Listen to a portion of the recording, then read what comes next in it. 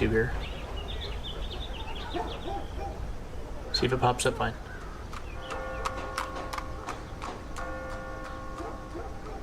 Just trying to get used to this.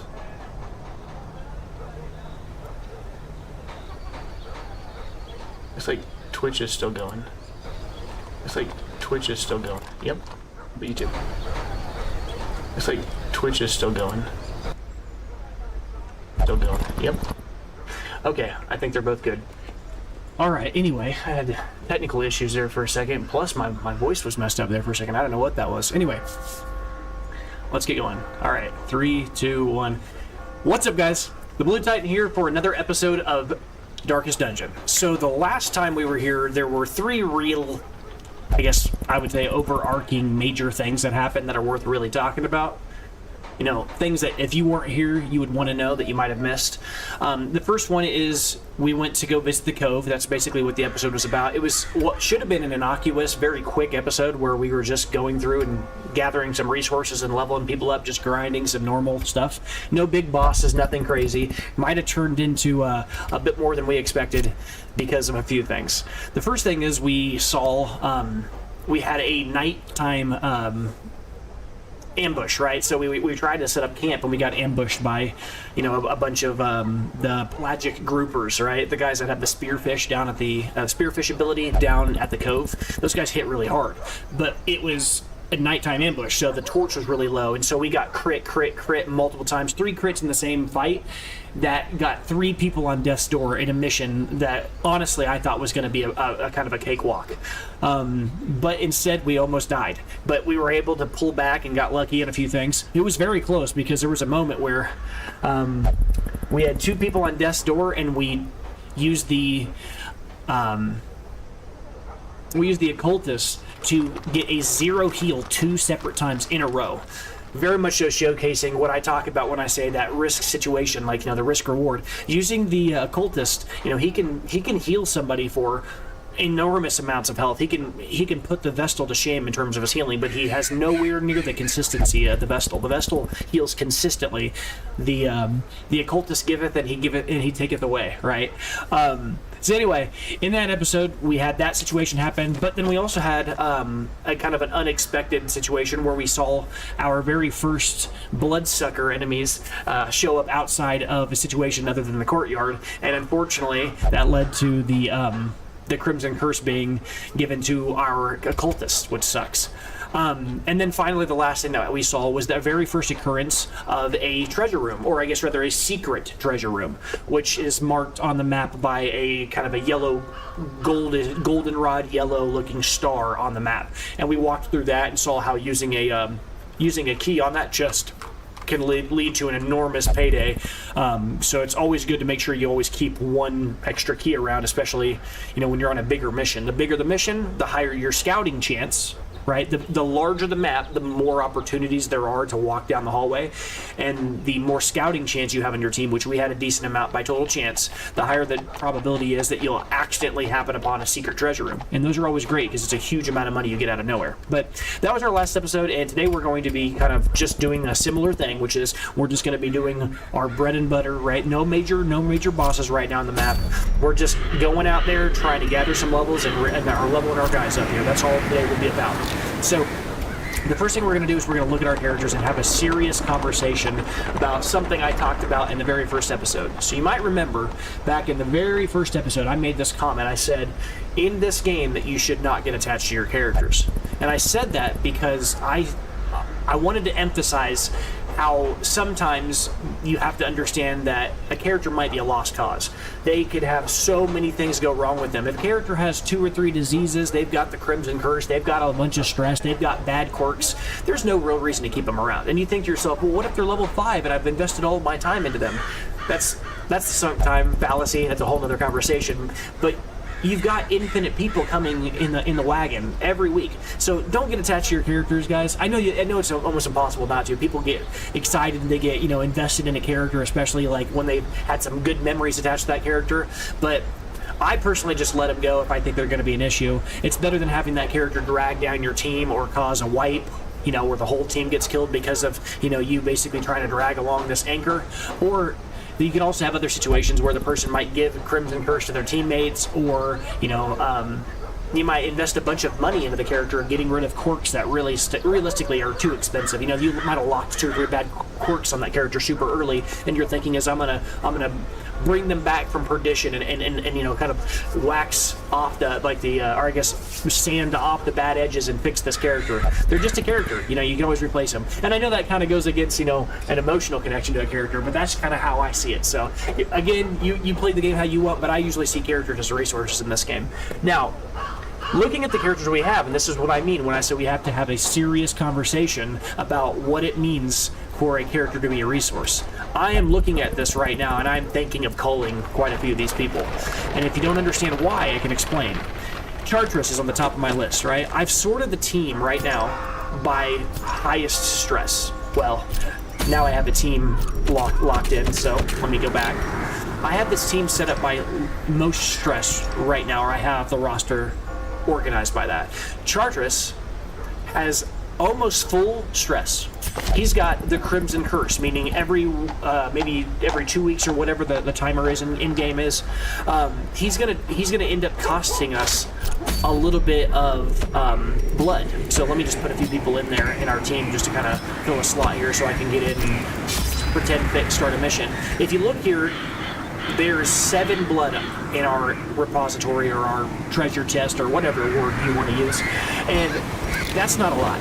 Especially early on, I want to make sure that we're not running out of blood, and that, you know, everything comes at a cost. And keeping this Chartreuse character around I don't know if it's every week or every 2 weeks, every 3 weeks, he's going to cost us some blood. So I look at this character and I really have to evaluate, do I want to keep a character around who doesn't have any quirks that are worth mentioning, right? He's got Risk Taker. True enough, that's good.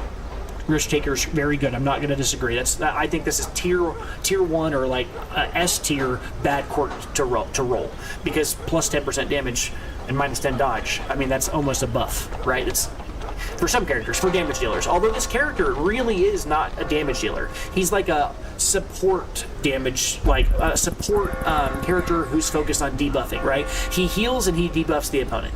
He has an ability that deals damage, but it's secondary to his main focus. So I don't think Risk Taker is really what we're looking for in this character. So to me, this is not a quirk. This is a great quirk on the wrong class. That makes sense. I look at the other ones here. Backtracker, no stress penalty when walking backwards. I mean, how often do we really walk backwards anyway, right? I'm not that impressed by that. I look at Wield Scrounger, which is no different really than Wield Tactician, and I say a character who deals more damage than the wield. Well, okay, that's fine, but I'm not really excited about bringing this character to the wield anyways. This character's whole thing is dealing more damage to Eldritch. The wield is not filled with Eldritch enemies. There's some, but not a lot. So to me, this character's quirks, the positive ones anyway, aren't that great. And then he has a Fear of Beasts. That's terrible. Also, it's directly anti-synergistic with the wield abilities that he's rolled, right? So that's bad. I would have to spend some time getting rid of that. And then Flawed Release, oh, that's really bad, right? Half of his abilities are ranged. Minus 5% crit on range skills, that's bad, folks. I mean, we've talked about some skills. Minus 2%, that's not such a big deal. Minus 2% crit on all abilities, that's okay. Minus 5% crit on ranged when your character has all range, this is serious. He only has 6% crit normally, so he's almost not even going to crit with his abilities. Just bad. So I'm going to get rid of this guy. While it feels bad, you know, because he's already level 1, almost level 2. You feel like you put some time into him. You kind of get attached to the idea that you like this character, or sometimes even worse, you just like the guy. You like the character. You remember things that you've done with this character. You have memories of this character. I don't let that bring me down. I'm just like, nope. I look at the guy, and without any question or fear or frustration or regret, he's gone. Those without the stomach for this place must move on. And so too should you if you get too attached to your characters, if you know what I mean. Because I'm telling you, these characters are going to die, and I'm going to try to make sure I can, at best, make my team and evaluate my team before we get into situations like that. Now let's look at some of these other characters that are on the list. Now Theon has Beast Hater. That's fantastic. And Nocturnal, minus 2 speed if the torch is above 75. Not a fan. We want to get rid of that. But I think right now I'm actually more interested in maybe bringing him, and I'll talk about why in a minute. I might not, but we will see. Conter next. Conter has Fear of Mankind. She locked an ability that we do not like. This is frustrating. I don't like that. Fear Mankind is not something we want to see locked, but she does have Early Riser. She has Backtracker, which is junk. We kind of talked about that in my estimation. And then she has is not allowed to gamble while in town. And that's a great ability. We'd love to see that lock. Adony doesn't have any abilities worth talking about. These are all just kind of whatever, honestly. Not that interested. Now, Reynold. We talked about Reynold before. Reynold has Klepto, which we don't like, right? But if you remember in a previous episode, he had two really bad abilities. He had Klepto and something else, and he interacted with a Curio that removed one of the really bad ones. And now he has Warren's Phobe. I don't really care about that, because this guy is mostly focused on killing Unholy. This guy's main focus is taking out guys that are in the, in the ruins. So this doesn't bother us that much. God-fearing, not a big deal. We don't like Klepto. We want to get rid of that. But he does have two good quirks. Right? Really good quirk. So we're going to keep this guy around, especially considering that he's the highest level character we have that doesn't have a bad disease, which we're going to get to in a second. Dismiss. Dismiss has Fairweather Fighter. Bad ability. When I say bad, what I mean is plus 20% damage is a huge starting line. But when he's above 99% of the health, how often is that going to be the case? At the start of the game? The character, once they lose 2 health, they're very rarely going to be above 99%. In almost every case, think about this for a second. To be above 99% health literally means to be at 100 in this game, because characters only have 26 health. They have to be perfectly healthy every single time. If they take any status ailments, it doesn't matter what it is. If they just take 1 damage from a casual breeze, the ability does nothing. I am not impressed by Fairweather Fighter at all. This is essentially a nothing burger to me. Hard Noggin, that's good. Hard Noggin is great on this character. Why? Well, because, you don't want to get stunned anyways, but this character has the ability to repost, right? So Repost has the ability to deflect, essentially, damage that's dealt to him. Well, not... Deflect is technically different. There is a reflectability in the game. It's not common, but essentially take damage and then return the favor, as it were, or get a cheeky attack back in. Well, if you're stunned, you take the damage and your riposte doesn't actually even hit. Hard Noggin's a great thing on a character like this. It's harder to get him stunned. Unholy Hater's okay, but realistically, it's a medium quirk. I'll take it if I can get it for free, but I'm not going to lock it. Right? Quick reflexes, great. That's a tier S quirk. Wheeled Scrounger, low tier, D tier. It's okay. You get it early. It can be it can be nice. It can do a few things for you occasionally. But Bloodthirsty, we don't like. Dark Temptation, we don't like. Known Cheat, we do like. We want that to lock in. So I'm looking at this character and I'm thinking to myself, okay, what's the circumstances where this character is going to cause us the most problems? Bloodthirsty. At some point, he's going to cost us some money to get rid of that if we're going to keep him around. There is one other issue, though. He also has the Crimson Curse, and that's annoying, because every week or every 2 weeks, whatever it is, he's going to charge us or cost us or require us to bring him blood. You can only handle so many people in the town that have that. Now, luckily, we got rid of one of them, right? We just got rid of the occultist who was draining our blood sources, so we might keep Dismiss. Plus, I'm a little bit more attached to Dismiss and Reynold than I am anybody, because they were our starting 2 characters. This is kind of how it is. They always will be. If you start a game over, these are the only 2 named characters, I think, that are always guaranteed. So there's some kind of like a pride or association with them. Centerpot we talked about. This is our character who we're investing a lot into, because this character has 2 good quirks and rolled Winded, and Winded is one of the best quirks in the game for negative quirks. So I like this character and I want this character to do well. So I'm doing my best to give this character. Essentially, I'm putting all my eggs in one basket, which I understand is usually a bad thing. But what you can do with a character like this is you can kind of hide her on your roster and wait a while, and then as your early characters start to age out or die or get stressed out or have to be released for whatever reason, you can be like, oh, by the way, I have this character who I invested a lot into, and now she's here and she's at the top. She's a locked-in, guaranteed, reliable character who has just all the best stats. So I like to have a character that's and I like this in my back pocket and kind of develop characters separately and put a lot of focus on a few. Even though in most other ways I usually like to distribute my focus, I like to actually focus on quirks individually on a character. I'll try to max out 1 character or 2 characters at a time. So I'm obviously keeping this character. This character is a character I really like. Moduit is making me sad here a little bit. I'm looking at Moduit and I'm thinking this is probably a character that I need to drop. Right? I'm a little attached to this character because this character is the first character who we did a spotlight on, right? We had a video where I talked about the Antiquarian and I had multiple shorts about her. I did a whole video where she was the focal point because I was excited to talk about what the Antiquarian does. But If you look at what she's rolled on the negative side of the quirks, it is obnoxious. Not only does she have the Crimson Curse, which is obnoxious, but she also has the Yips, which is one of the worst negative quirks you can get, right? -5 accuracy. I don't care what class you're playing, accuracy is never a good thing to get negative on. It's just bad. She also has Fear of Mankind, which sucks. Every time she sees a human, she's going to get stressed out. That's not good. Now, Risk Taker's great, usually, but we talked about this a bit ago when I was talking about the Occultist. Risk Taker is a tier S quirk. It's fantastic to roll. It's a bad quirk, but it's technically a buff. But not on a support character. This character's frail. This character is not focused on dealing damage. This character does very little actual hitting and damage. This character is mostly focused on buffing the team. So this is a nothing quirk. You read this and you're thinking, that's an amazing quirk. Not on her. I would and ironically, this is actually a negative thing for her, in my opinion, because it's taking away her dodge, which is the only thing that she really can boast generally as a class, right? We talked earlier about how she had marbles, and this was basically offsetting it entirely. The only thing she has going for her, in my estimation, is Luminous, which admittedly is one of the best quirks in the game, so it does suck that she has that, but I'm not that impressed by her. So I'm going to drop her. And I know some people are going to be like, what the heck? But don't worry, because we do have another one of these in the back pocket as well. She is coming up. So I think I'm going to drop her. It's tough to say this, but I really do not. I also don't like Satanophobia. I would have to spend a bunch of money on Yips, a bunch of money on Fear of Mankind, and a bunch of money on well, not as much on Satanophobia, admittedly. And I also am not even super excited about having locked in Risk Taker.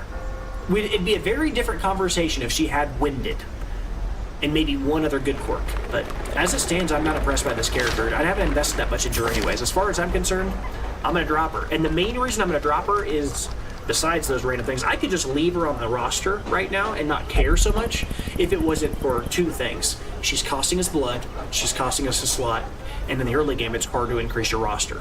We already have 17 slots, and 16 of which are filled, and we just dropped somebody. She's gone. I'm sorry. I'll miss you, Monduit. It was a good first that episode with you, and it was really cool. And you did us some good things, getting us all that extra money, but you gotta go. It is done. Turn yourself now to the condition of those poor devils who remain. Now, we need to look at the cart.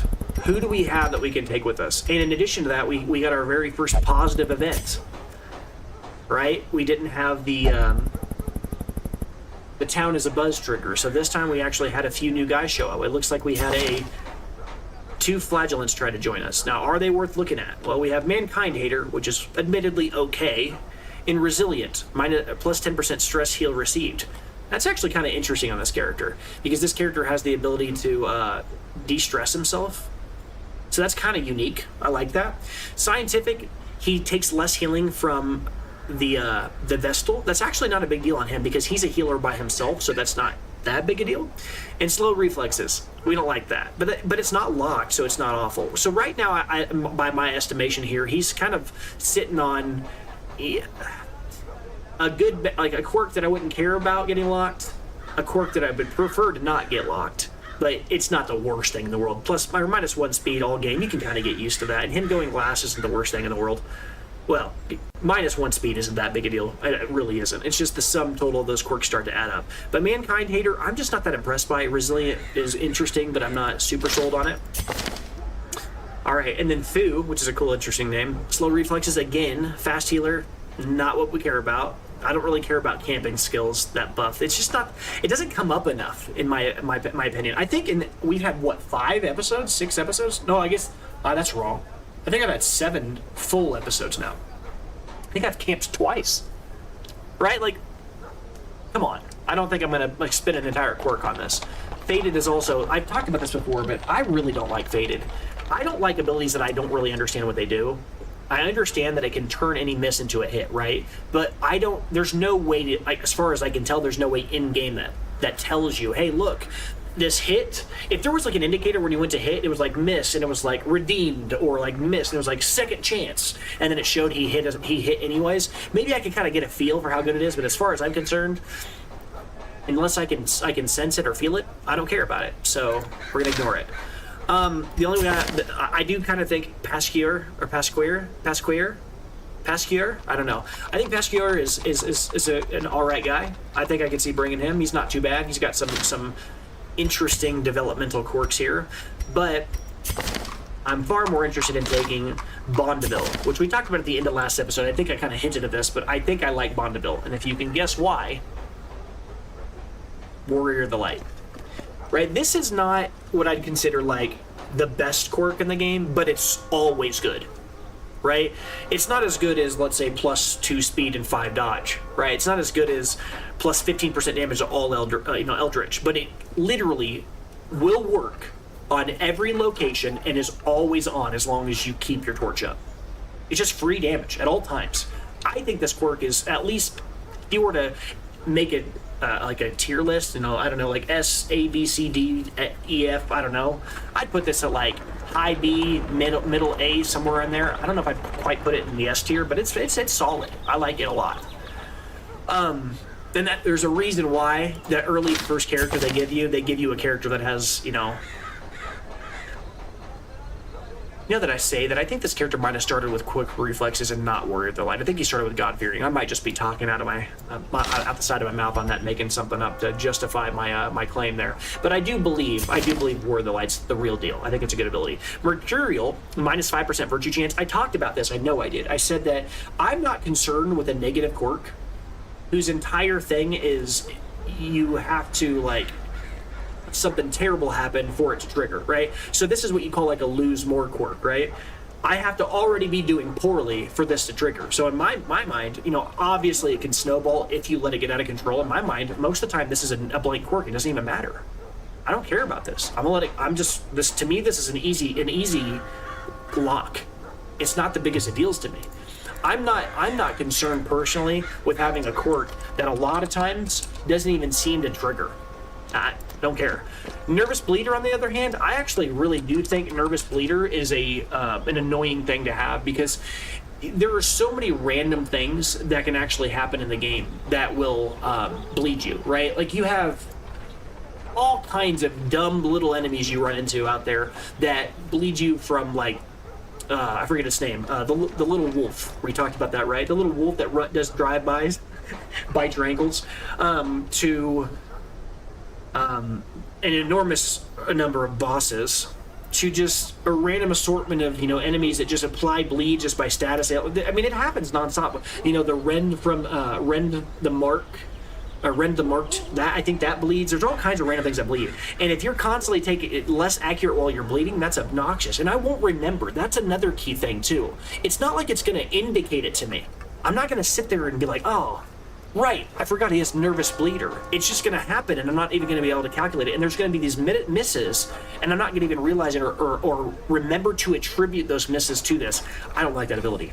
I don't like it at all. So I would want to get rid of this and maybe lock in Warrior of the Light if I was going to pick this character. So, and this is kind of where we start getting into a conversation.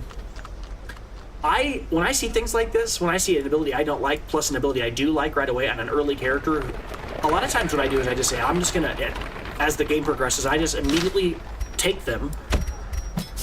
The thrill of the hunt. The promise of payment. And then I immediately lock it in.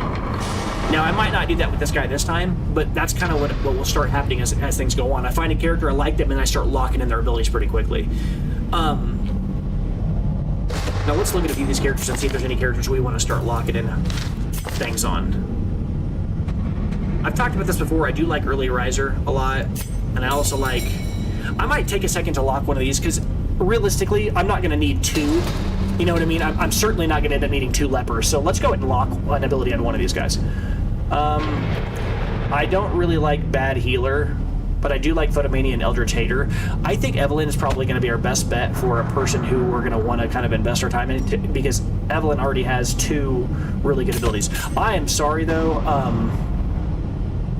I think I'm going to rename this character, because I really do not like...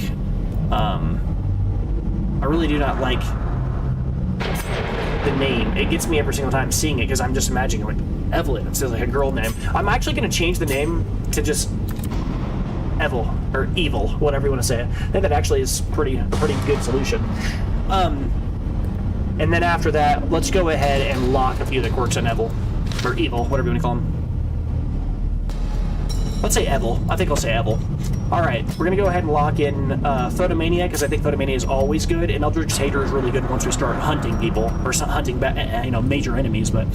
Alright, and let's get rid of Bad Healer, because Bad Healer, it's not crazy, but this character does heal himself, right? So we'll go ahead and lock this. Now, I could have lowered the cost of doing this. Right here, lowered the cost, but I'm actually trying to save some of these things right now because we're going to need to here soon again level up the guild and level up the blacksmith.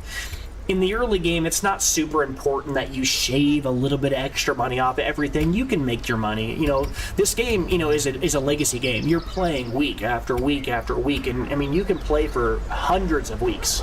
It's not a big deal that you emphasize, or I want to say, like, perfectly, you know, optimize everything. Just have fun. It's not that big a deal. All right, now let's look at the Nomad Wagon, see if there's any items in here I like. The Blightstone. Blightstone's solid, plus 15% Blight skill chance just in general. That'll always be something good on something like the Plague Doctor, or heck, even the Abomination, who has the ability to spew bile here. Also good on the on Conter, and actually would stack well with the item we just got a few episodes ago, which is the Absinthe, right? Plus 35% Blight skill chance, plus this extra item that would stack extra Blight on top of that. That'd be an extra 50% Blight skill chance. Now, it's probably a better item for this, but you know, it's worth considering. The Dodge Stone is fine. It's one of those items that would go on everybody forever, but you can see an item like this, plus 4 dodge, minus 1 speed. Compare that to an item like the Antiquarian's Marbles, which straight up just give plus 10 dodge. There's zero downside to this item. Whereas the other item we just talked about, it gives only plus 4 dodge, and gives you minus 1 speed. So the cost of getting extra dodge on any class is a lot more than getting dodge on a character who specializes in it. So this is kind of a hint you might catch as you pay more attention. Our class-specific items are generally better for that class than a generic item is for any class, right? Which is a choice that the designers of the game made, and I don't necessarily think I disagree with it, but it is something you have to be aware of. But you can also see that that actually might be reflected. I don't know if that's the case in every case, but we can see here these general-purpose items all cost 3,500 gold, whereas this item, which is specific to the Highwaymen, costs 5,250.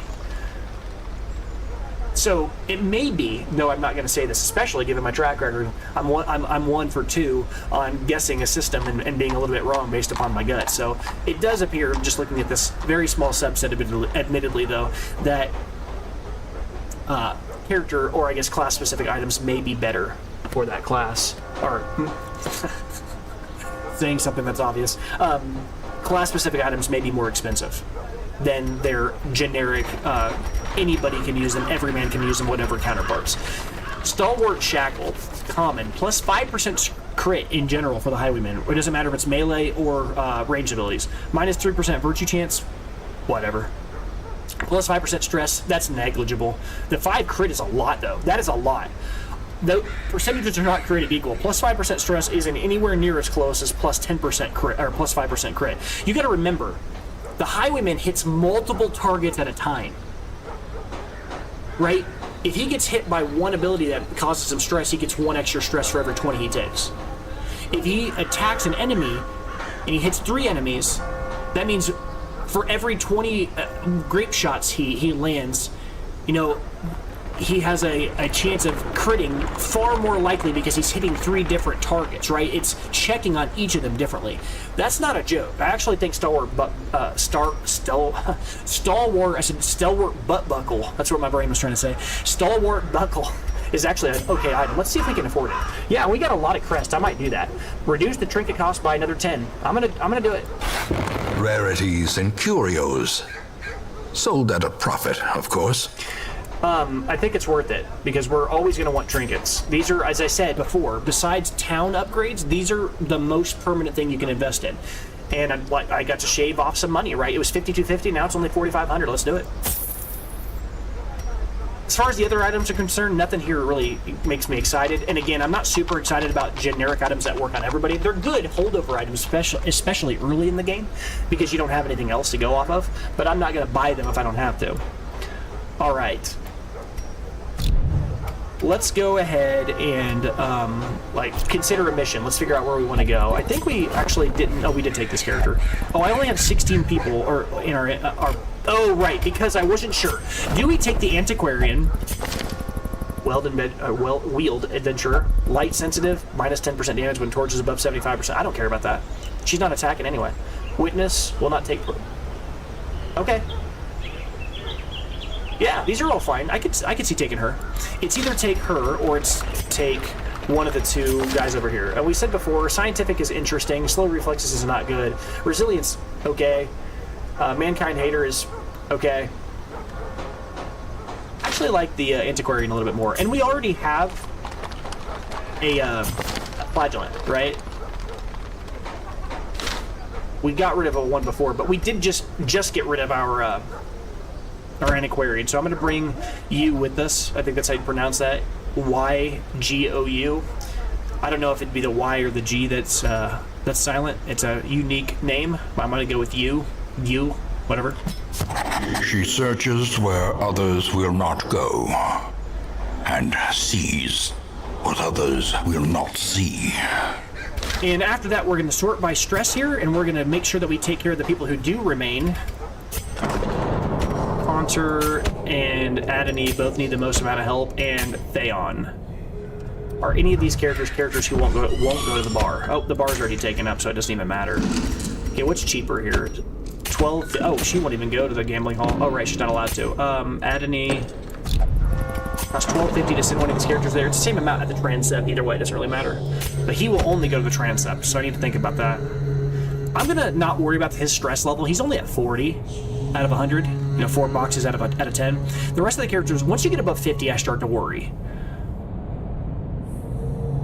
Let's go ahead and send these characters in there. This character is the higher level character. We want to kind of take care of the issues. We'll send Contour in as well here. And we'll send in Theon here.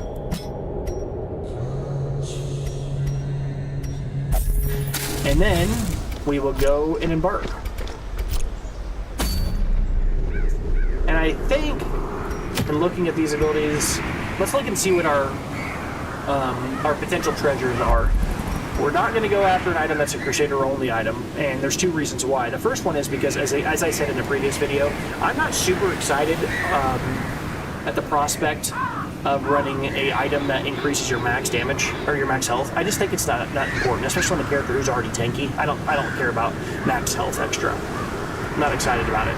But we've also, the other reason, we've already got 2 items that are specific to the Crusader. We've got the Swordsman's Crest, which is better, just still makes the character deal extra damage. And then the other item we have is the Paralyzer's Crest. Extra 20% stun chance here. And then I don't even often run the Swordsman's Crest. Most of the time I'm running the Dazzling Charm to increase the efficacy here of the Paralyzer's Crest. So a lot of times I'm just rolling, when I'm playing as the, which we saw in the previous episode when we were fighting against a Crocodilian, the combination between these 2 items is increasing the base stun on his abilities. He's already got a stun chance on this ability of 110% chance. It goes up to 140% chance. He's stunning everything. I mean, so I'm not super excited about getting another Crusader item because it's not even going to get used. We can't do this one because in order to do this one, we would need to finish the entire mission. And we talked about this. Well, I do think this item would be the obvious go-to if I could do this mission. We're not going to beat it the first time, and it's going to re-roll to something else because we're not going to finish the mission. We're going to have to leave it. It's an epic. Look up here, above where the items are on the left side. Above the words Baron, above where it says kill 1 Baron, it says epic. The length of this quest is epic. That is the longest quest length that you can see in the game. We're not going to finish that in one go. We can't. So let's look at the other ones here. Okay, well, we're not doing this one. We've already got 2 copies of the Archer's Ring, guys. I don't need another one of those, so we're immediately ignoring that. The Speed Stone, +1 speed. Meh. You can do a lot better than that. It's okay. The Worry Stone, +10% virtue chance. I'm not excited about virtue, as I've said before. It's nice when it triggers, but I don't want to build my crew around it, because you're essentially intentionally trying to trigger something that could make your whole match go bad, right? Virtue is something that only happens occasionally. right? It's not a high percentage chance for virtue to trigger. Now, you could make it more efficient, sure, but up to that point, you are now trading another item for it, because you got to think about the opportunity cost. Running with this item means that you're not running with another item, and those other items are way more powerful than this is until the moment this triggers, and it doesn't even guarantee that it does. When you hit 100 stress, this item could do literal nothing. Plus, it has anti-synergy. It gives 10% increased virtue chance, but then it also lowers the amount of stress you get, making it further into the mission before this ability even matters, right? It helps you get virtue rather than infliction, but it stops you from getting there and making that virtue then, if you even assume you got it. It stops you from getting to it. This is a weird item. I don't know who it's for. It just seems like a random assortment of text. I don't know. Blood Charm, uncommon, plus 30% bleed resist. This is a good item. I don't dislike this one. I'm not excited by the idea of it being on a quest of this length, because if you look at this quest here, this is a medium length quest. Gives you more resources. This one only gives you 4 crests. But it's a short quest at a veteran level. It's a harder quest, but it's shorter. This is a longer quest, but it's a lot. The enemies are nowhere near as potent on a green mission, right? This is a longer quest, but the danger, right, is spread out. Whereas this mission, it's going to be a lot more high octane, way more in your face immediately. And heck, we don't. I mean, I guess we do have characters we can bring with us. We have 3 characters that are level 3. Although, hint, hint here, something I haven't really talked about. We don't want to bring 2 people with us that have the Crimson Curse. We haven't really talked about why.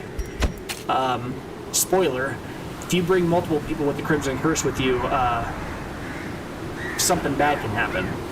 Essentially what happens is, as I said, I kind of hinted at this, I guess I can say it without, removing the excitement of seeing it if it does happen, but there's a guy that hunts you for having multiple people on your team, because you're seen to be a monster yourself, right? You're turning into one of these insectoid things. He senses you and he wants to deal with you. It's kind of cool, actually. It kind of juxtaposes that, the classic archetype of you always being the protagonist. For once, you're kind of like in this, gray area. Are you the bad guy or the good guy? But anyway, I'm not super excited by this quest. Just what you're getting is just not worth it. The protective collar is a weird item. We haven't seen the Houndmaster, but just the prospect of lowering my character's damage and then increasing his dodge, this is not a bad item. I'm going to say this flat out. But it's weird, right? You basically are taking the Houndmaster, who actually does have some of the highest DPS in the game, and you're running with an item that turns him into kind of a weird support character. We haven't seen that character yet, so I don't want to talk about him too much. But I will say that is an odd item, just from experience. I'm not against it, it's just kind of different. So that kind of puts us into a situation where there's only 2 real locations I'm interested in. There's the Speed Stone, plus 1 speed, it's okay. And then there's the cleansing here, where you go and kill as many enemies as you can here on veteran level 3. This mission's not an easy one, though. Looking at this is not just a veteran mission, it's a medium length veteran mission. So if we went here, we would almost be like required to bring 3 level 3 people with us, like our best people, because our teammates, our party members up to, I think, level 4 can go to this mission. And the enemies are spread apart based upon that. Plus, it's a longer mission. Plus, we would have 2 people with... The more I'm saying it, the more I think, I don't think we can do this. It's probably not a good idea. It's probably better just to, be deliberate, be slow, make sure we develop our early characters. Let's go to the Warrens. We'll go to the Warrens, although it does kind of suck here. I would really like to get some of these deeds. We really need some deeds. We're struggling, but I'm not seeing deeds at any other locations except for that one mission. Yeah. The only option we really have here. We can't do the farmstead, by the way, because this is a veteran medium as well. Right? We're not ready for that. We need at least 3 guys, or at least 4 guys that are level 3 before I consider that. Let's go ahead and do another apprentice mission here. It's not like it won't be fun. That's one of the things I love about this game is the difficulty scales. Your teammates get stronger, the enemies get more powerful, but so do you. And so even though we're playing a lower tier, less challenging mission in terms of just like the stratification of difficulty on paper, your teammates, they rise to the occasion. So I think a lot of times it doesn't matter if I'm at a low level mission or a high level mission. It's just as fun because we're like little kids playing basketball against other little kids. They're scaled, they're at the same difficulty, right? Obviously, it's very different if you're a grown man playing against a bunch of children. You might swat them all, but it's not exactly a fair match. So I do like how this game makes it so that you're at equal, and your enemies are equal to you wherever you go. It's pretty cool the way that it's done in this game. Now, I don't like that in every game, but in this game, I think it does a very good job of making it feel as if no matter what level you're at, there's a meaningful challenge. That's pretty cool. But anyways, this is where we're going. So we're going to pick a squad here. I think we want to focus again. At the Warrens, we know what's there. The Warrens has the pigmen, right? Which are essentially just a bunch of, humanoid intelligence people. I think they're actually in the lore. I think they're people who might have got turned into pigs. It's been a while. I gotta be honest. They might just be pigs. It's been a while. But importantly, this location is really heavy in disease. It's really beast heavy, right? The pigmen, and it's also very bleed non-resistant. So the enemies here are very susceptible to bleed. So this would be a great location to bring people who deal damage through blood. Well, that would be sinless, right? That would also be, we could bring Bondeville, because Bondeville actually has caltrops, which lets him throw a bunch of, spikes on the ground in the back row, and just bleed people out as well. Plus he deals a lot of damage to single targets. So we could do that, maybe bring him. We'll consider it. We might bring him, we might not. We could bring the Hellion, who we've never brought yet. This is an additional new character. This character has the ability to bleed out and also deal a lot of damage to single targets. Although once we do this, now we've got 3 frontliners, kind of. I guess technically, we haven't talked about this character too much, nor the Hellion, but I think this character has an ability called Finish Him, which allows him to be in the 3rd slot. Yeah, Finish Him. Our Collect Bounty does as well. He's actually okay to be in 3rd slot. Yeah, we're okay. He can use all of his abilities in slot 3. Yeah, we're okay. Finally, I would like to pick an additional person for the last slot. There's not a lot of options here. Yeah, we could bring Renee, or Renesse. I'm guessing it's Renee's. Renee. It's like there's a lot of French-sounding names in this game, I'm realizing. This is notoriously difficult to pronounce. Renee is an interesting character. I don't really care too much about this character right now, though. I don't think we really need... I mean, we do want some kind of support. It's either Renee or it's the... I think I might bring the Antiquarian. It seems like I really like this character, huh? No, I'm thinking about bringing this character specifically because we just got a new one, and we want to start leveling her up, right? But we have, what? 1 level 1 and 3 level 0s if we go do this mission right now. And this is a green level mission, and it's a short mission. This is the best time to bring level 0s, right? They are best at the lowest level of difficulty. So we want to, this is the perfect time to level those characters. Whereas Renee is already level 1, almost level 2. This character is ready for a medium level mission, okay?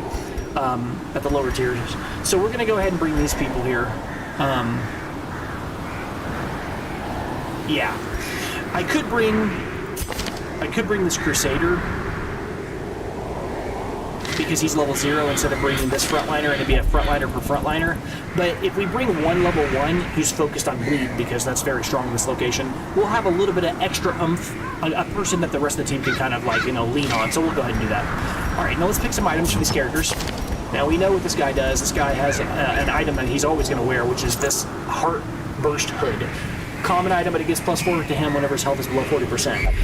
That matters a lot on this class because this class oftentimes is very close to what you call Death's Door, right, when he's low in health. But we can also, give him a Protection Stone. He doesn't crit. He doesn't crit. He doesn't stun, so this item is irrelevant on him.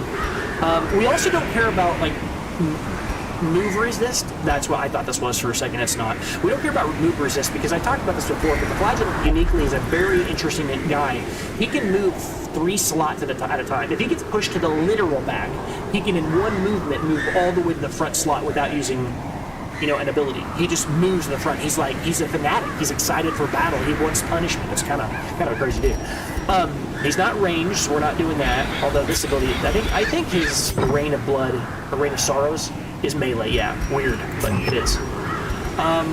Less stress, minus 10% death blow. We don't want that. We don't. Accuracy is an interesting one. Less stress. Book of Relaxation is not a bad one. I actually really think I much prefer having surgical gloves here. because he has minus 20% move resist by using this item, but again, as I said, him getting moved is not a problem. He'll get right back in the fight. If they move him, he's like, fine, I'll get right back up there. So that's not a debuff on this item for him. It would be, as I've said multiple times in previous videos, on a leper, because lepers don't like getting moved. But this character doesn't care, because he'll just get right back in the fight. The minus 10% debuff resist does suck, but the plus accuracy and the plus crit is crazy. We're going with that. Alright, let's go with the Hellion. The Hellion has a unique item here. If you look here, this just lit up. We haven't had a chance to play the Hellion, but we do have a unique item for her that we'll read now. Plus 15% bleed skill chance. Pretty straightforward on this character. This character has the ability to bleed enemies, but she also uniquely is good at this location because this location is very susceptible to bleed. So I think she has one more ability that applies bleed. Maybe not. Maybe it's just bleed out. Huh. If it bleeds. Yeah, she does have one more ability here. I think I'm going to unlock that before we go. We'll step back and do that in a moment. And then we'll look here at Bondeville. I think Bondeville's fine. Bondeville's got abilities that he can use in that slot. We're not going to spend any money on this character. He's still level 0. But we'll give him some items, right?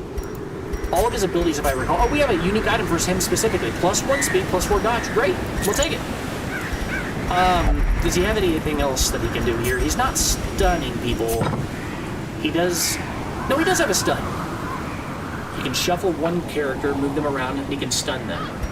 This ability will move one person around. He flashbangs them, and then they get stunned, and then they kind of wander around and end up in some random spot. That's what I think the flavor is supposed to be on that. I think we can reasonably consider giving him Dazzling Charm. He isn't using ranged abilities, because his abilities are melee. That's ranged, and that's range. Actually, he has 3 ranged abilities. Well, this one doesn't actually deal damage. It's a debuff. This deals damage, but it has it is minus 100% damage. That's 2 minus 100% on these. Those are not damage abilities. Minus 95% damage on Caltrops, because this is it's a persistent. It's essentially kind of like plague grenade. Hits the back 2 lines, but it applies bleed instead. So actually, he doesn't need this item. Oh, wait a second. I was thinking this increased his damage. This increases the range skill chance. Plus accuracy. This is actually great on him, because he's got 3 abilities that he's using that he wants to be using at range. Okay, sure. I'll give him Archer's Ring, because he won't miss. He'll be much more likely to hit. And the Antiquarian, we already know what she's going to be rolling with, right? We're going to give her Marvel. She loves those. And then a new item. Another reason to bring another Antiquarian. Makes me feel bad. I was so excited to find this item, I'd forgotten we got this, right? 50% additional damage to blinded people, plus 8% crit when she's hitting a target that's blinded. Now, one thing I'll say about this is she did not actually start with Festering Vapor, so we're going to go need to buy that. We're going to need to go buy that. English is hard. So we'll get that. Now, we've got our items. I think everybody has an item. Oh, no, we did not give a second item to our sweet Viking chick, the Pong Frenchman. She's not doing ranged. I think every ability she has is melee. I mean, every single one of them, if memory serves. I mean, every one of them is melee. So this is a literal useless item on her, this ranged one. She doesn't stun, but she is kind of up in the front. It might be worth giving her protection, sure. Or stun resist, sure. Maybe less stress. Give her, less stress, more accuracy, but less dodge, sure. You can see doing that. Or just straight up less stress overall. But if she's on death's door, she's gonna die very, very quickly. She actually has a built-in heal though, I think.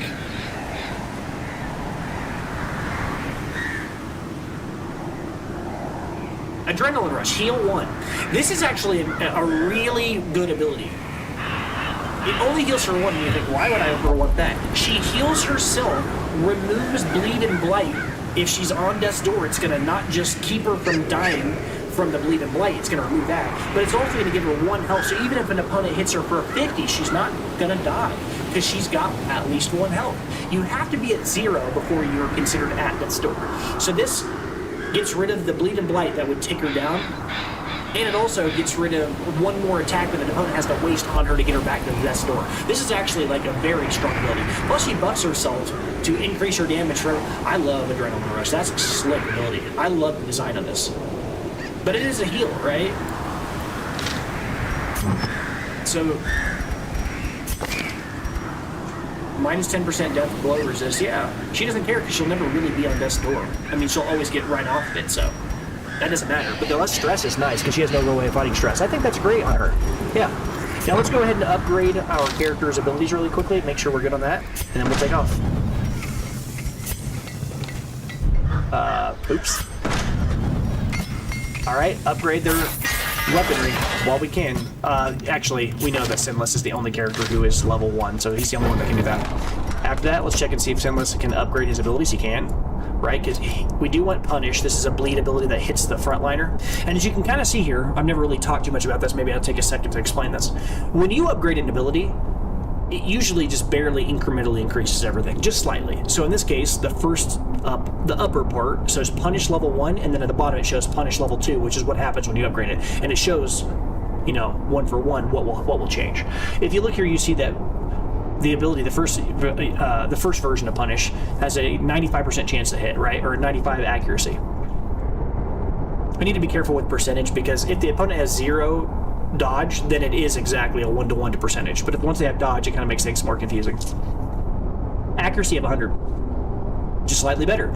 Crit modification goes up by 1%. Bleed goes up by 10%. You know, chance to debuff. And then the bleed resist is even more extreme. You know, like the debuff on that. So it just gets incrementally better in every way. Good ability. Reign of Sorrow is a similar story. Just gets more efficient across the board. Now we have a choice. Would we rather have an ability that remove stress when nobody on our team has the ability to do it? How much do we care about that? I mean, not one character on our team besides Sinless has any stress on him, and he only has 10. I don't care about that this time around. But we could consider something like... Well, I'm not going to unlock a whole new ability right now. We're just going to go ahead and take the other two and move on. The other characters can't level their abilities though right now because... Oh no, but we do need to unlock one here. What do we want to get rid of here? We don't care about accuracy so much. Flash powder's not important. We're not de-stealthing anybody. Nobody in the game right now has stealth at this stage in the game. Hint, we'll get there eventually. Festering Vapors though we do want back, right? So we'll go ahead and unlock that. I don't want to forget to immediately select it by getting rid of Flash Powder. We don't care about the stealth removal. We do care about the extra blight because we just put this item on, the 2 of 3, that increases the amount of damage we deal from blight, right? Or more specifically and more technically, increases the subsequent damage that we deal to people who we've already once blighted. So if we have her blight something, she'll deal more damage to them over and over and over again. Though to be completely honest here, this character's not going to be doing much blighting at all because she is, we are at the Warrens. You know, that makes me think. Maybe it is just better to bring Renee, because Renee does do bleed. And has, you know, stress relief, and has like a team ballad thing you can do. I don't know. It might be a smarter choice to bring this character. The one downside is we're not going to be able to earn as much money out of doing so, but it doesn't matter. Let's go.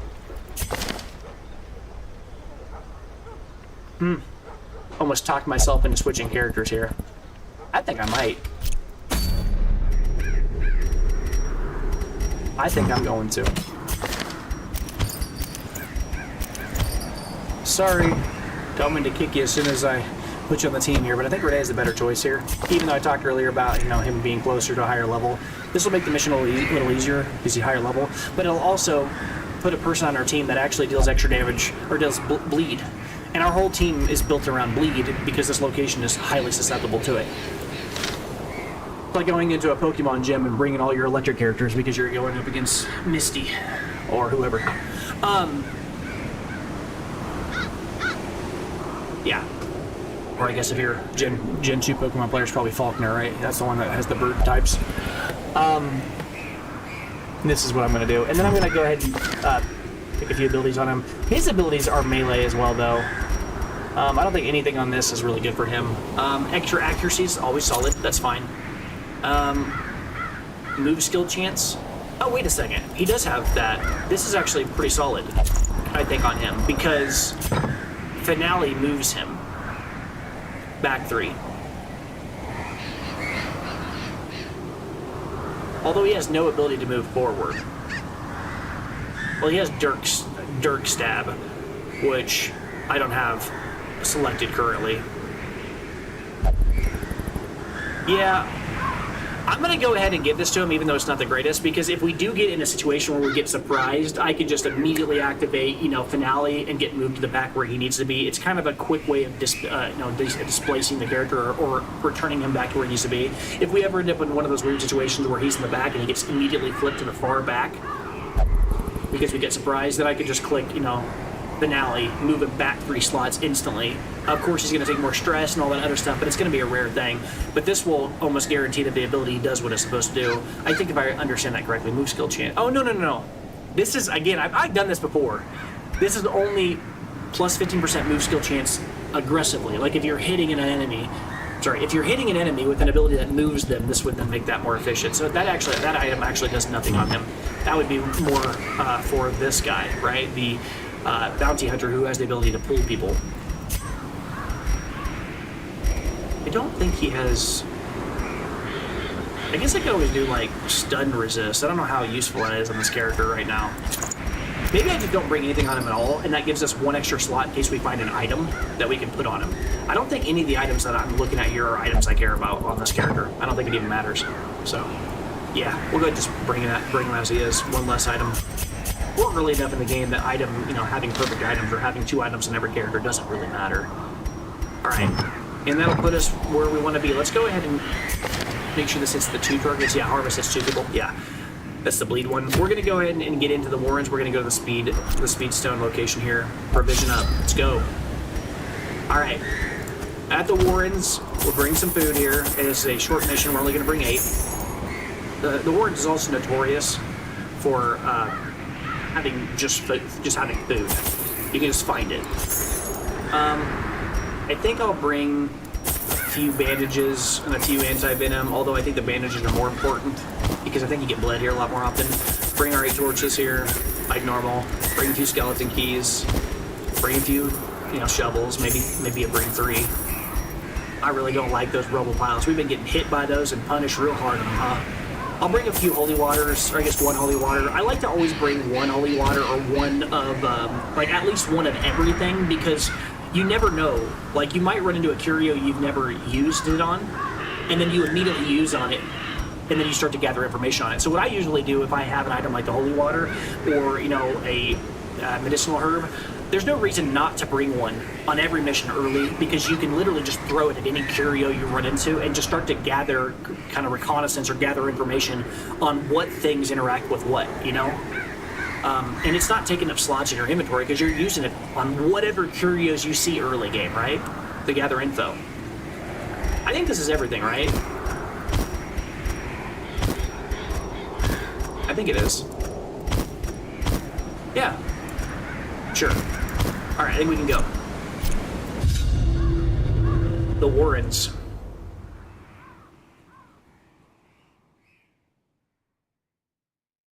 Yeah, this place, last time we were here, we ended up with 5 different diseases on our character. That was worse than the Crimson Curse. We just got smacked. I think we got syphilis, we got bulimic, we got the yips. I think we got the yips. It's ridiculous. They breed quickly down there in the dark, but perhaps we can slay them even faster. Am I crazy? I know this character was a character we switched over to, right? We didn't originally plan on bringing this character and he had 0, but when I was talking about bringing a character that had stress relief, I specifically mentioned Sinless had 1 thing of stress and nobody else did. Where did their stress come from? Are they getting stressed because this is their first mission and they're level 0? They might actually just be getting plus 0 or plus 20 stress for being level 0. Like, it's the first time they fought a dungeon of this level. Maybe that's what's going on. Alright, so looking here, we got a heck of a scout there. That was really good. We see we're going to have to use an obstacle here. We're going to have to go ahead and use one of our shovels. And we see we have a fight, and we have a treasure room. Got quite a busy hallway here. Alright, doesn't matter who opens it, because we didn't bring the antiquarian. We love that. We want portraits and we want deeds. Such blockages are unsurprising. These tunnels predate even the earliest settlers. Drums of debilitation. That ability is just like the stressful incantation, just makes things more annoying. Now, he just marked this guy, and these guys rend, I think they like rend the mark too. So we want to go ahead and just try to take these front two liners out immediately. And what I just did with my gesture was I applied a buff to everybody. Plus 2 speed, plus 6 accuracy, plus 3% crit. I'm going to try to bust these guys wide open as fast as possible. Just kill them. Yep, rend for the old guys. Oh, she dodged. Nice dodge. Nice dodge. All right, let's go ahead and hit the same, or a different character. We're going to hit this guy because she does a lot of base damage. That's kind of her thing. She has high crit. Look at that, 4% crit on just a regular attack. She loves critting. And we will try to finish that guy if we can. Let's just collect bounty, right? Collect bounty is cool, right? This character's unique. Right, we've talked about how every character has their thing. The bounty hunter's whole thing is that he deals extra damage. Here, look, plus 15% damage against humans. Guess who's human? These two. Press this advantage. Give them no quarter. Yeah, he likes killing humans. And then we'll have this guy go ahead and take out the frontliner. As the fiend falls, a faint hope blossoms. And I'm going to start removing stress because this wine drummer really poses us no threat except long-term stress. So I'm going to start removing stress from people. 9's a lot too. That's a good amount of stress relief. Let's go ahead and try to. I might stun this guy. Brings him closer, gives us another opportunity to de-stress people. A lot of damage, 11 damage. On a level 0 character, this chick is hitting for. I say on a level 11. On a level 0 character, this chick is hitting for. She's hitting for 11. I literally think I said on a level 11 character or a level 0 character, she's hitting for 11. I don't know which one I said that. Which one I. Oh, what I said. Wow, I must be tired. What time is it? Yeah, it's 12:17. It's past midnight. No wonder my brain is like on mush mode here. Let's finish this guy off. Decimated. Critting for 19, man. This guy is. This expedition at least promises success. That guy hits like a truck. Okay, so we got 2 Onyx. 2 Onyx this early is awesome because that easily slots in, and we might even get lucky enough to find another as we go. Early game, finding gems early is fine because what it does is it means that you might be incentivized to keep them the whole mission. Finding gems late kind of sucks because your slots are kind of like already taken up, and you don't want to commit to like taking 1 ruby that's only 1,200 gold when you could instead take regular gold in that slot. But if you can find a ruby early on, maybe you find 2. And if you find 2, then that's immediately worth more than a whole stack of gold for the entire mission. So it's all upside. So taking 2 Onyx early is actually pretty worth it. All right, what do we got? What do we got? I want to go right here, but I'm gonna go to all of these rooms. So I might come back later and meet those guys if we have the chance. All right, let's go ahead and light our torch. Look at the map. Look at the ground. We got a trap coming up here. Who gets rid of traps here? 60% chance, 80% chance, 80% chance. Who has more stress? This guy. Let's get rid of that. Disarm. -8. He's already removing our stress. Come on, man. How do you remove 8 stress and immediately take 2 more? It's like you forgot what happened. Heirlooms, what do we get? If only treasure could staunch the flow of otherworldly corruption. We need them. We always do. Not exciting, but I'm looking for Fortress more, but that's okay. It's a pretty weak room. All right, let's just tear these guys up. These guys are mostly status ailment dealers, so let's go ahead and, I guess, give everybody some speed. The blood quickens. Let's try out caltrops, right? Accuracy 90. Not perfect, but okay. Damage none almost. Crit chance, it can crit, which is funny. It'll bleed 2 every round for 3 rounds, and then it debuffs them -4 speed and increases their future damage. Right? So if I throw this at these guys, oh, it only hits 1 target. A little different than what I remember. I thought it hit more than 1. That's okay. It's good to know now rather than go over against a boss and find it out later. All right, what's Yop do? Oh yeah, barbaric Yop. Her ability's barbaric Yop. What a weird name for an ability. So she just she yells at him. Damage modification -10 or -100%. But so her damage modification, she deals no damage with this ability, but she just straight stuns the front 2 targets. She screams at him. And then after that, for the rest of the fight, I think she has minus 20% damage and minus 3 speed for the rest of the fight, because her voice gets a little hoarse. But if we did do that, we would be able to, like, basically nail everybody super quick. I think I might just take somebody out, though. Oh, one lesson. That's alright. Alright, let's try to knock these guys out. Good crit.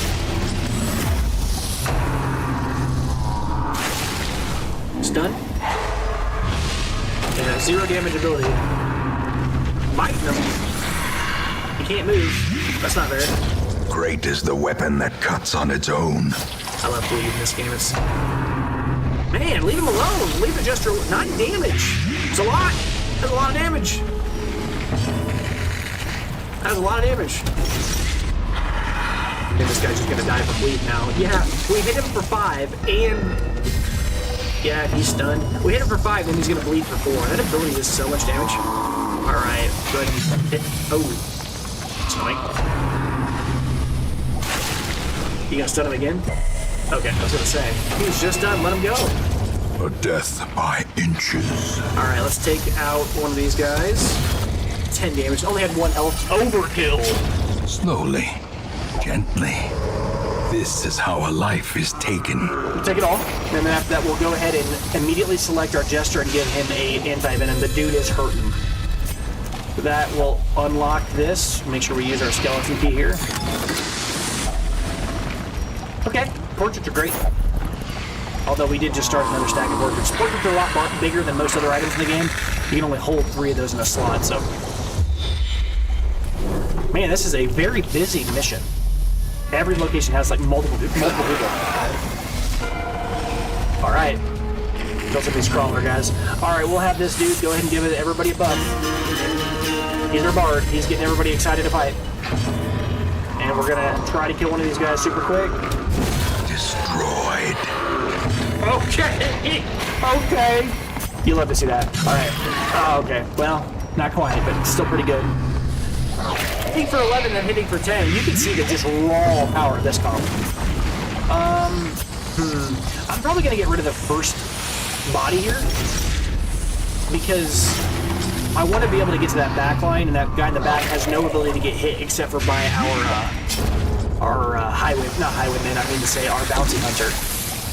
Alright, let's have her... I can probably just heal and get rid of this blight bleed on him, or on her.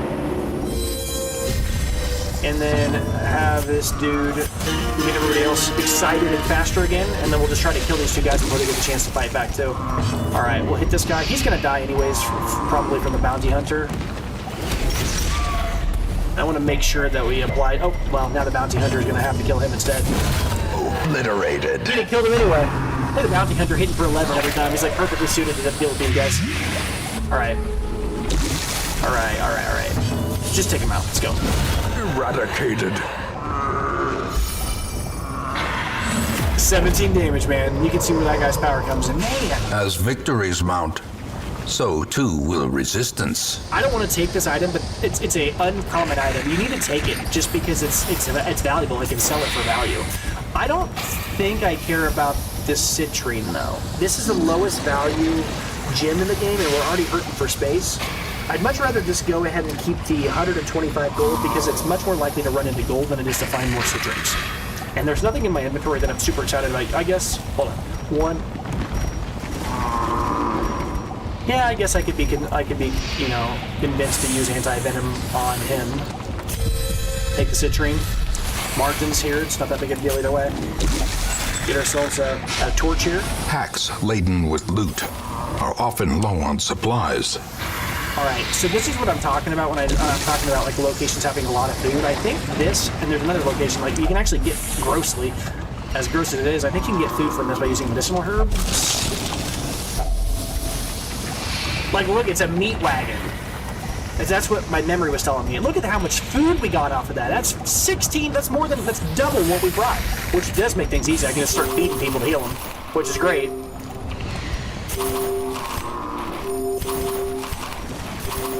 And we can just take the rest, I guess, if we have the space. Why not? After that, I mean, that was great, right? We can take the money here. I don't think we take, I mean, we're certainly going to take the rest of the food. I think this is a point where we probably just drop the Unfortunately, we probably just dropped the holy water. We haven't had a chance to use it. That does suck, but...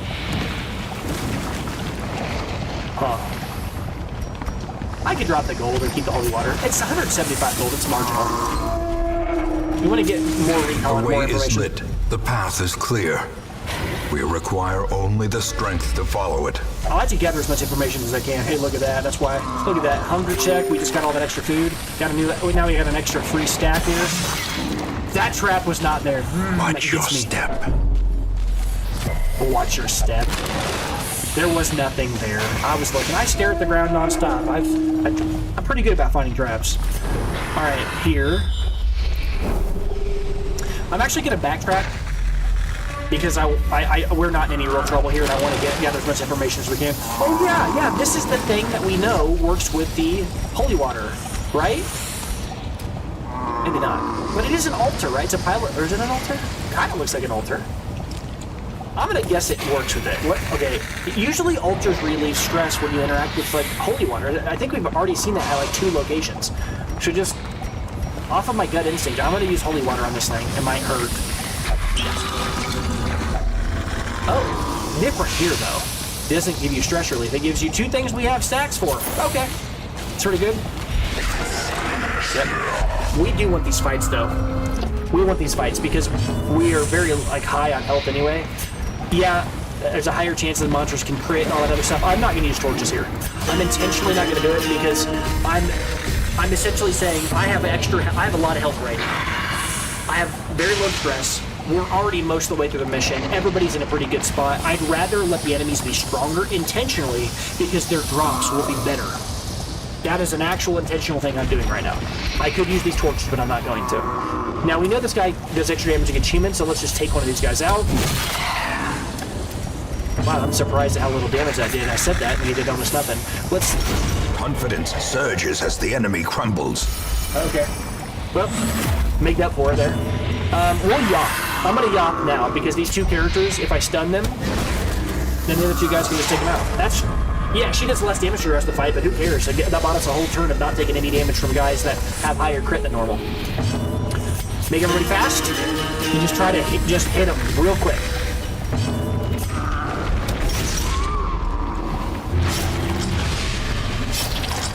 Wow, I'm surprised he got to go that fast. We applied 2 speed buffs already. That's crazy. It doesn't matter, but it's surprising. All right, 15% extra damage against humans. I'm surprised at how low that is. Let's see if we can't. We can't yop again because he has a bunch of resistance to stun here. Continue the onslaught. Destroy them all. That's wild. Even with lowered attack damage by 20%, she still just took him out. And improvement. Not to be outdone. Not to be outdone. Okay. All right. Remind yourself that overconfidence is a slow and insidious killer. Yeah. I don't think I need to worry about it this time, though. I think we can be overconfident. We're killing it. All right. Looking at the rest of this, we've got... We could use these torches. Again, as I was saying, I'm kind of playing this game of, like, intentionally not bringing up the torch level and trying to just take guys out to try to get better resources here. I'm going to go into this with my torch low. I want to try to get higher rewards. Now, the nice part is, actually, we're in a really good spot. These guys are not resistant to bleed, right? We know that about these guys. The location we're at right now, we're okay with fighting these guys because we got a bleed team. Now, we don't want to get the Crimson Curse, that'll suck. But let's counter blessings where we can. Masterfully executed. All right, we will go ahead and speed everybody up. That's what we do. We don't have bleed out. We can't do that because she's out up front, which does make me wonder if I should switch her actually after this fight. Gather the bloods and only 5 damage is a lot.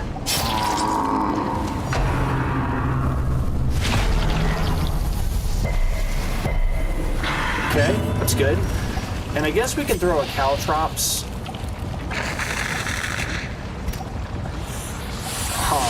It's an interesting question.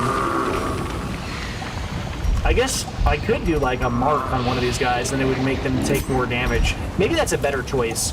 I mean, I could throw caltrops and increase the damage that these guys are going to be taking, but these guys are not going to need extra damage dealt to them. Our Flagellant just going to just be raining. Is it Rain of Sorrows or whatever his ability is? He's going to take out the back line. What I really would rather do is take out one of these front guys here, and I think he's got enough base health here. It might be worth removing his protection, because this removes 10, and then speeds him up for the next fight. Let's do this, and then after that, he'll just be faster for the next few rounds too. It's annoying. Nice dodge. We needed that. Nice dodge. Okay, I didn't expect to get 2. Nice job. Nice job. All right, let's take him out here. This guy's the weaker one. I say he's the weaker one. What I mean is he has less health. This guy actually has the mark on him, and you might have wondered like why I didn't actually consume that mark on him. It's honestly because I think I'd rather have him take out the lower health target if possible really quickly. This guy's going to get killed in the next round anyway. Their formation is broken. Because he has the mark. Maintain the offensive. Everybody on the team's going to be attacking him after the Rain of Sorrows lands here. Precision and power. The slow death. Unforeseen. Unforgiving. I'm going to be honest, that worked out way better than I anticipated. I was not here expecting... we almost got through without that happening. I wasn't expecting to crit on the backline like that. That was pretty cool. Let's go ahead and start removing some stress, because this guy is not important for the fight, for the rest of the fight. Let's just remove some stress while we can. Takes a little bit of pressure off of us back when we get home. Take this guy out.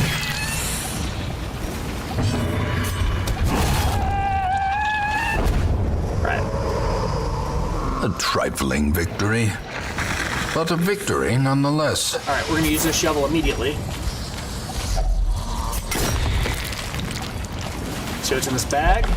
A map, I guess, is kind of interesting here. All right, we have one last battle, and we're gonna leave the torch all the way down to 0 because we're at almost no real threat right now. We've only have one real room left to go into. We have enough food for days. I'm not worried about that either. We got a trap here. He has an 80% chance to remove. We're gonna do it. We have a book. I hate books in this game. The torch, remember, is bad. So we'll use shovels on it. Why not? Does nothing. We're not gonna use the key because the next room might have a chest in it, but we already know we're not gonna burn these books. Maybe I'll use her because, okay, here's the truth, folks. She just got the Crimson Curse, and she doesn't have any abilities that I really care about, so my brain is already thinking about cutting her. Great. She doesn't have any abilities I'm super excited about. I brought her because she has double Warren's things, and she does bleed. Right? She's very, very good at fighting the Warrens. Right? This between having bleed effects, also having multiple quirks that randomly work here, I don't really care about her so much. It's just that she was good at this location. So let's use her to test this thing, because maybe we'll learn something new about these books. Okay, so she got 31 stress from it. Okay, interesting. Terrors may indeed stalk these shadows, but yonder, a glint of gold. Alright, so there's nothing in this room, huh? Like, I mean, there's no chest or anything. So, we could use the torches right now and increase our chance of, like, you know, doing things. But if you look here, plus loot. I'm intentionally increasing the difficulty so we can get better loot here. Let's start buffing our team because we're going to need it because we have less chance of actually, you know, critting and stuff here. I need to take care of that backline right now. So we're going to try to deal with these guys quickly here. Wow. Missed it all there. No disease, which is nice. Munch. 4 damage is annoying. Now, give me the chance to tag here, please. Let's hit him with the Rain of Sorrows in the back line. A lot of damage, Bleed stacks is great. One more hit off the hit like that and they're done. These guys have what, a 50% chance to not be stunned? Let's yop them. Stun him. Got one. Okay. Alright, let's go ahead and speed up. Speed up. We have a few choices here. We could Just try to take out the target in the front who is going to be hitting us the hardest because he's not stunned. We might get lucky enough to kill him if I get the chance to attack him with... Nice dodge. Yeah, so I have a choice here. I could either Rain of Sorrows here. If I use Senless to attack the front guy, he will kill him if he hits. Because even if he hits for like 2 or 3, I guess he'll usually probably hit for 3 or 4. He'll also apply bleed and he'll just bleed him out. But if I hit Rain of Sorrows in the back line, these guys will both die next round. And I think I like that more.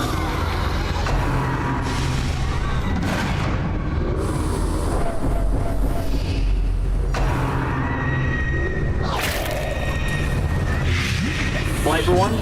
Alright, let's just take this guy out now. Stun guy doesn't get to attack. Backline's dead. And I'm going to go ahead and take some time here. This is how confident I feel now. I'm going to go ahead and remove the stress here on her. She's the most stressed out. And then we'll just try to take out... Well, I might actually... What's he got resistance-wise? No resistance. 9 damage is a lot for a basic attack. Alright. Low on health, all that, doesn't matter. You might have just noticed something here. If you look at this character, did you see that? You got a buff here. Plus 4 speed for the next 3 rounds, plus 12 accuracy, plus 6 crit, all this other stuff. Those are all things I think he gets normally from having the buffs from the Jester. The Jester gave us all that. But look at the bottom. He has 2 more additional buffs. Plus 7% crit if his HP is below 40. Plus 20% damage if his HP is below 40. Where is that coming from? It's not on this ability. It's not on this item. It's because of his class. Right? The Flagellant loves to be close to death's door. He loves to, like, self-flagellate and be close to God, as it were. I think that's kind of the flavor there. You can also use Redeem. I could actually showcase what this item, this ability does right now. But it doesn't really matter right now. I think I'm just going to try to finish this. And that dude's just gonna die. He's gonna bleed out. Sure. He should just bleed out anyway. Success so clearly in view. Or is it merely a trick of the light? I think it's a record for how many Jades we've walked out of the map with. Let's take everything, and then after that we look at our inventory. We don't actually have anything. Like, if you look at the map, there's nowhere else to go. We've literally gone everywhere. So now we're asking the question, like, what would we throw away for 2 random items? And the answer is, I mean, these perishable items. The value of a shovel is the highest of all the base items in the game, and I think you get a refund for a certain percentage of what you spent on each item if you bring them back. So the shovel is the highest value. See, it has a 25 value each. 15 gold each. 20 gold each. Yeah, 20 gold each. So we would certainly get rid of the advantages. There's 2 of them, so that's worth 30, right? This is worth 25, this is worth 20, this is... So actually, weirdly enough, it's these 2 that we want to get rid of. Actually, how much is the food worth? Each one's worth 5. Do some math here real quick, so that's 40 gold. 40, 20. So yeah, I think actually how much is this worth? This is 30 gold. So 30 gold, 40 gold, 20 gold, 20 gold. These are still the weaker ones. We're gonna drop these 2. Yeah, and we're done.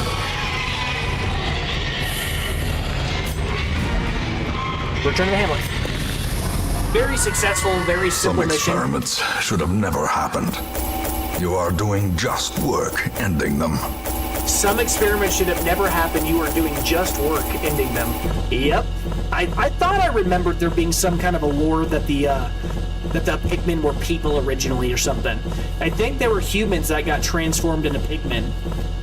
Something like that. But anyway, very easy mission for this time, this episode. We were just trying to kind of go through and just... No, do the thing we need to do, which is knock out a few missions here.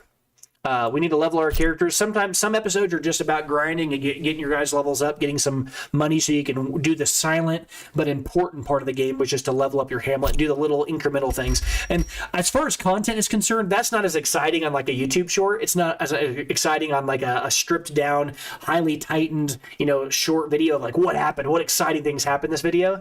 But the reality is it's what you need to do to make your Hamlet better, and it is the silent thing that actually like does make you get better at the game and progress. So But overall, a pretty good mission, really, right? We got 6,500 gold from that mission. We got a few extra busts. We got an extra random speed stone here. We got a bunch of random... I mean, we got 20 crests. That's a free upgrade for a random place right there. 3 new abilities. Let's see if any of them are on our side. If the lady looks with this time, right? Ignore stealth. This is funny. Somebody might have to call me out on this or tell me if I'm wrong. I swear to you, we saw, a few episodes ago, we saw another flagellant that had Twilight Dreamer, and I talked about how I didn't really care about it that much, and I think it was on him then too. It's not bad, it's just not important, especially at this stage in the game. I mean, if you're going to the Endless Harvest, right, which we haven't even talked about that, if you're going to the farmstead, then it kind of makes sense, right? Because there's a lot of guys there that have stealth, but we're not further into the game. As the game goes further, stealth is actually more relevant, but right now it's a non-factor. Bondeville, let's see what he got. I hate Fairweather Fighter. I just explained why. So this literally, I mean, early game it can be, I mean, don't get me wrong, there's some utility in this ability, right? If you get in a mission and you have a team like what we have here, we have 3 huge heavy hitters, you could just, if you have 3 dudes walk in with Fairweather Fighter, you might be able to just one attack, just one-shot somebody, next guy, one-shot somebody, next guy, one-shot somebody, especially if you have somebody like Renee in here, and Renee is giving everybody attack or movement speed, and everybody else on the team gets to go faster. He goes faster than everybody else, Renee does, and after that, Bondeville, Vipon, and Sinless, the 3 dudes in here, all of a sudden get to go way quicker than the opponent, and they all just one-shot people. Fairweather Fighter might be decent. And that's the ceiling. That's the best case scenario. I don't like that ability. Skilled Gambler, we like that. Well, that's actually hilarious because, you know, Renee, if I recall correctly, and I know I do, yeah, the Jester has a special item that's like dice, so it's actually funny that he gets this. Ancient and crumbling, the Abbey's masonry fares no better than the faith of its congregation. So this is interesting. Noisy repairs. Indeed, the elements have not been kind to the old Abbey. The very soil itself seems to reject the place. Work is expected to last for the week. So this is kind of weird. Oh, look at that. This is something we've never seen happen yet, but it's worth mentioning. It's not something that usually matters much, but it can happen occasionally. Adonai decided to just be lost. Adonai's off doing something, on an adventure somewhere. Occasionally, your characters just get lost doing something, and then like the next week, it'll explain they went off on a bender, or they got lost, you know, on a you know, whatever. They just got lost somewhere. So this character's just not available this week. Doesn't want to participate. Can't use them. It's kind of funny. But let's look at the Abbey, because we just saw an event that said that we can't use one of the locations. They are working on this place, and so we now cannot use these 2 locations, which sucks because that's the cheapest slot, and it's actually what we were kind of banking on removing stress on our guys with right now. Let me go do what I always do real quick, which is embark here and remove my dudes from the group.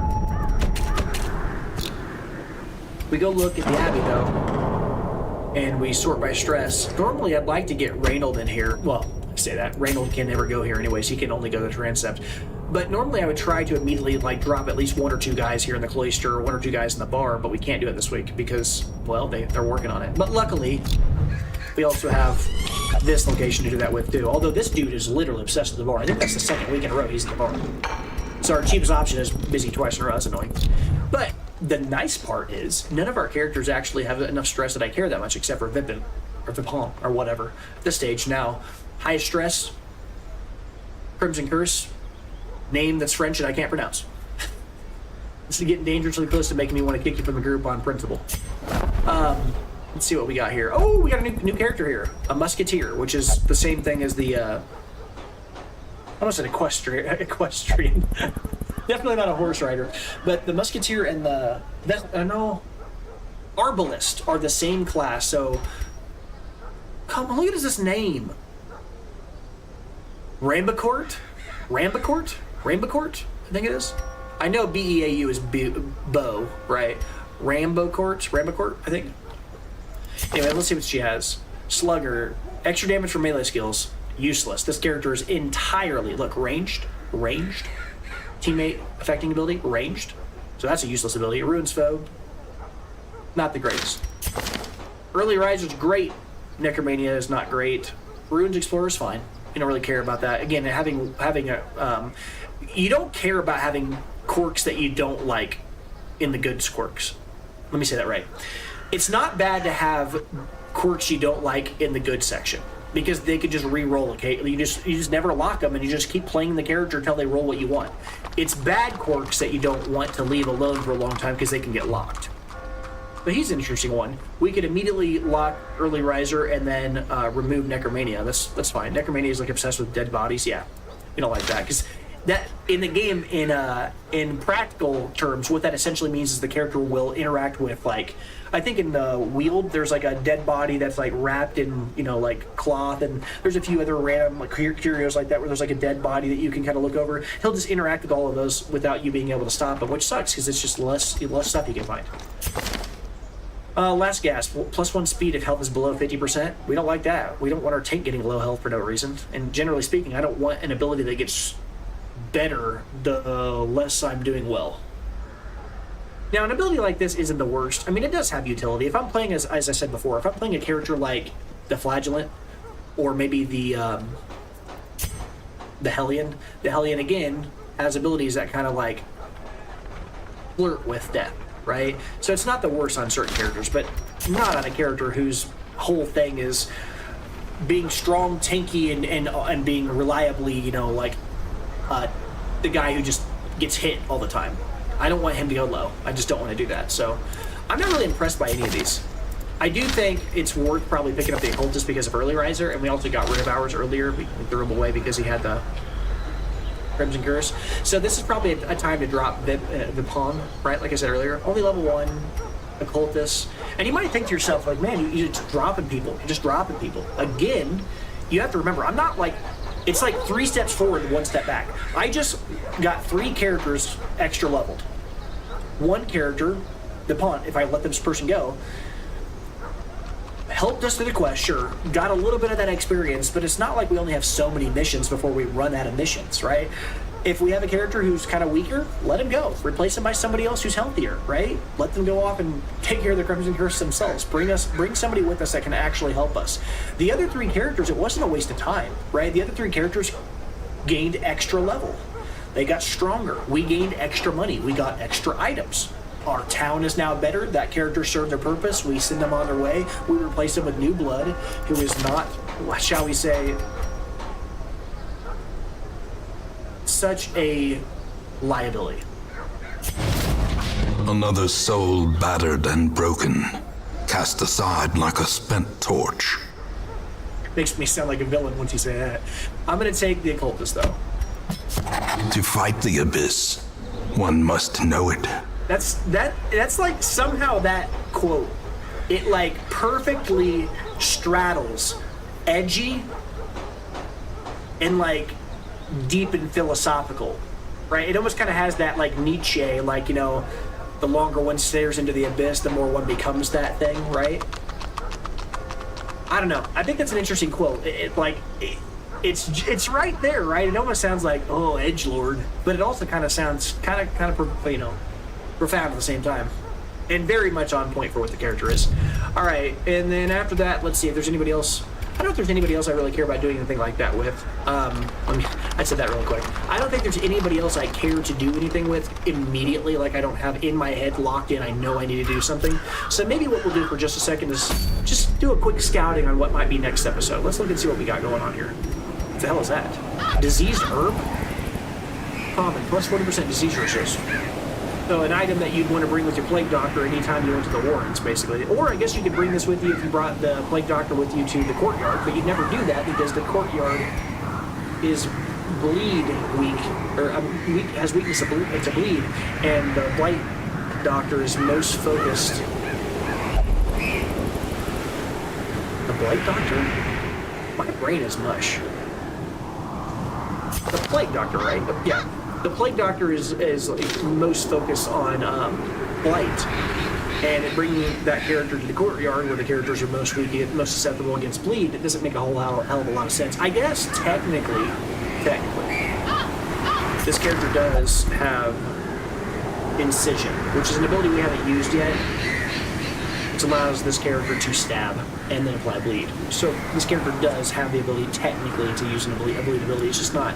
It's like a secondary, like a thing you have if you have nothing else better to do. You have no choice, right? All right, not super sold on that item. It's okay. Sturdy Boots, Musketeer here. Well, the Musketeer is a character we just looked at a second ago. Plus 30% move resist, plus 30% move skill chance. Okay. I'm not impressed by the move resist part, but the move skill chance is solid. Actually, the move skill resist is actually not that bad on the Musketeer, because the Musketeer, if I recall correctly, has no ability to move herself. So this might actually be a decent item on this character, because the character doesn't want to move most of the time. Most of her abilities are like backline. Yeah. Although I actually think the Musketeer, let me check that. I think the Musketeer has the ability to use like a musket and blow herself back if she gets up front. Look for an ability that says back one or something. Nope. Maybe I was just hallucinating that. Oh, I know who I'm thinking about. This guy. Yeah, point blank shot. The Highwayman has the ability to shoot and then move back a slot if he's right up in the front line. This ability only works if you're in the front slot, but it moves the enemy back one and moves you back one. That's funny that's on like a pistol. I would imagine that would make more sense on a character who's carrying a literal musket, which is what the Musketeer is doing, but whatever. Maybe his little one-hander is stronger than her musket. That's just funny. All right. But anyway, we were saying here that we were thinking about what we would look at embark-wise here.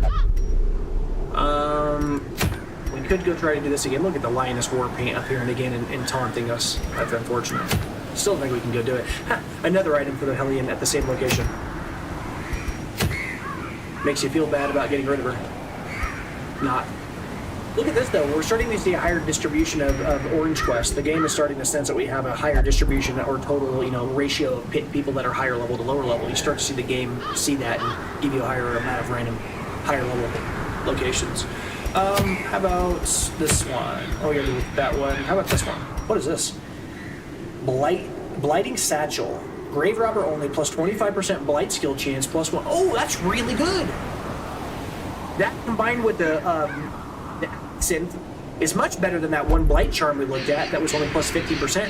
But of course, this is, well, I guess technically speaking, this is also an uncommon item, so of course it's going to be slightly better. But again, it's plus 25% instead of plus 15%, and it gives 1 speed. Yes, less dodge, but this really helps the character like, hit for blight. And again, there are enemies out there that have blight resistance of 100%. And having a character who has an ability that lowers the persistent blight resistance after subsequently landing the ability over and over, the more they land it, the lower the blight resistance goes, is pretty good on a character who has a high amount of early blight, and you have to get over that. Like, it's hard to lower the blight of an enemy if you can't even hit them the first time. But if you can lower their base resistance, you can land one, and then it can make it easier everyone after that. Once you get over that edge, then you can really start stacking. That's an interesting choice. That might be what we go for next time. Never mind. This item is stupid. Eldritch Slayer's Ring. Although there's an argument to be made that this is a short quest and this is a long quest, but in my brain, this is the one I'm most interested in. Eldritch Slayer's Ring will always be a useful item. Yes, minus 8 dodge, I don't care. The cost is worth it. An extra 1 damage every time you deal 4 to every Eldritch enemy in the game. Now you might think, was like, okay, so when you're at the Cove, you're going to deal more damage to all the pelagic groupers. Sure, I guess that's good, just, whatever. And if you have a character that hits for 10, you're going to deal 12.5, might round up to 13. Okay, I guess that's decent. Near every enemy, like every boss that's in the game, there's so many of them that are Eldritch. Yeah, so far I think the Crocodilian was a beast, and I think the Princess Necromancer was unholy. But a lot of them, like the thing from the stars that's floating over here that we still haven't fought against, he's a wandering enemy. He's Eldritch. Earlier there was an episode where we saw that one little like S-shaped portal thing that I talked about wanting to go do. It's called there's like an enemy in there called the Shambler. There's another random boss you can run into. One of the hardest enemies that you can run into in the game is a boss that you can choose to fight against. You have to use a torch on his curio to enter into. That character's obnoxious too, but it's also Eldritch, right? And all those little things he spawns, spoiler, also are Eldritch. Every enemy at the farmstead, I believe, is Eldritch. All the enemies in the Cove are Eldritch.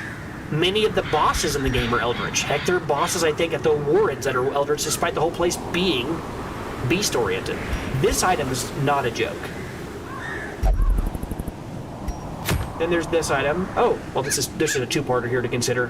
First off, we've got the protective padlock, which gives protection to the abomination and -1 speed. Now, that's actually a solid item if your abomination isn't your primary damage dealer. Like if you have somebody behind him, like that's like, I don't know, you have a highwayman behind him, and the highwayman is just stacking DPS, damage per second. This could be okay, but it is a weird choice because most of the time with the abomination, you're not really trying to tank. Most of the time, you're just trying to stack rakes and do a bunch of damage. But you could do this. I guess technically you could like have him up front and just have him applying, like, you know, just keep on whipping people and trying to stun lock them and chain them, and then he just keeps getting hit, and he's got all that protection to protect himself. So if he takes 20, he'd only take 17. Keeps on tanking that damage, and then he just intentionally transforms into the big creature, and then gains a bunch of health back and just becomes a health, like just a big drain tank. As I don't say necessarily drain tank, he just gets stronger from getting weak. But it's an interesting item. I don't think it's incredible, but it's fine. And it also does have the upside of being where the portraits are.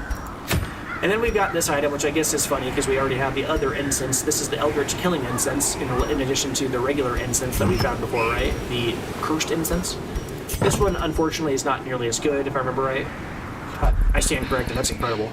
Plus 6% crit versus Eldritch, plus 15% damage versus Eldritch. I'd love to have that item right there. That item would be great.